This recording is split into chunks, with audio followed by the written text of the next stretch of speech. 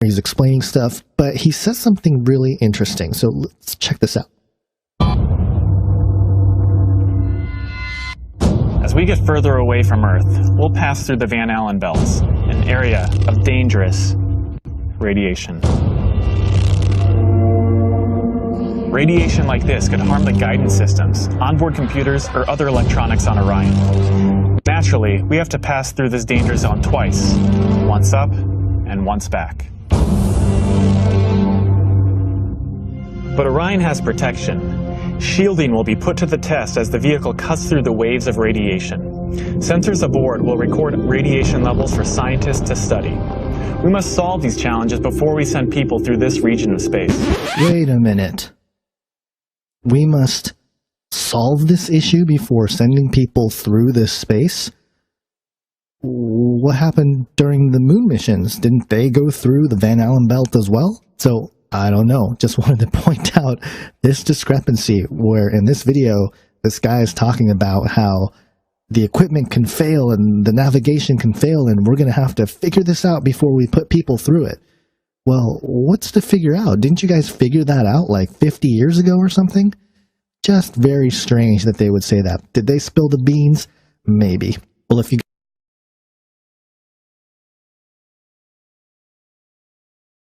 Two special guests from International Space Station, Terry Virts, the current ISS commander, and Samantha Cristoforetti, the first Italian female astronaut in space.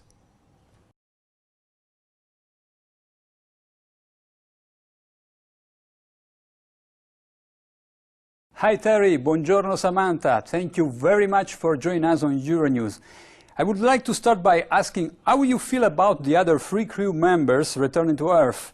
As the next crew will arrive at the end of March, do you feel a bit lonely up there in space? You know, it was sad seeing.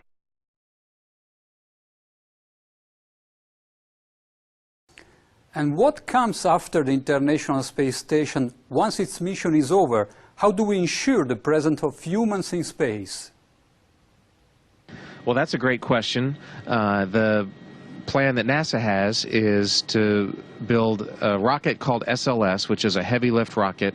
It's something that is much bigger than what we have today, and it will be able to launch the Orion capsule with humans on board, as well as landers or other components to destinations beyond Earth orbit. Right now, we only can fly in Earth orbit. That's the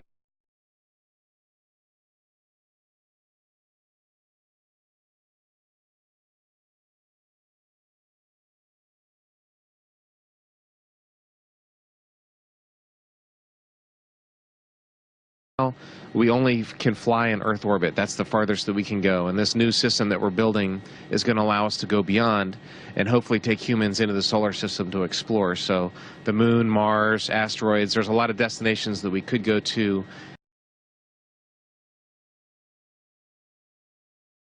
And we're building these building block components in order to allow us to do that eventually.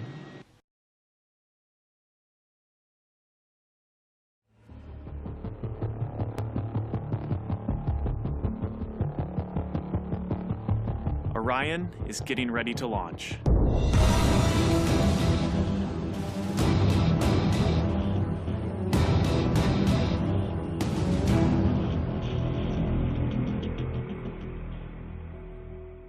My name is Kelly Smith, and I work on navigation and guidance for Orion. Orion is NASA's next-generation spacecraft. Built with versatility in mind, it can take astronauts deeper into space than we've ever gone before, to an asteroid, or even onto Mars. For these missions, Orion has to be one tough spacecraft, withstanding high speeds, searing temperatures, and extreme radiation. Before we can send astronauts into space on Orion, we have to test all of its systems. And there's only one way to know if we got it right. No astronauts will be aboard. The spacecraft is loaded with sensors to record and measure all aspects of the flight in every detail. It all begins with launch, aboard a Delta IV as the spacecraft and the upper stage begin their first lap around Earth. Mission Control in Houston is monitoring the progress of the flight.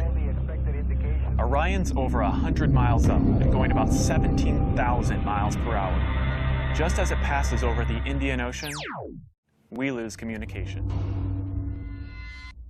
As we get further away from Earth, we'll pass through the Van Allen belts, an area of dangerous radiation.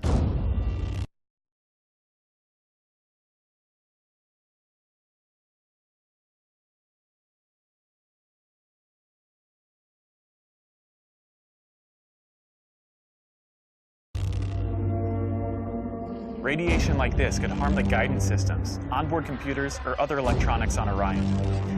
Naturally, we have to pass through this danger zone twice, once up and once back.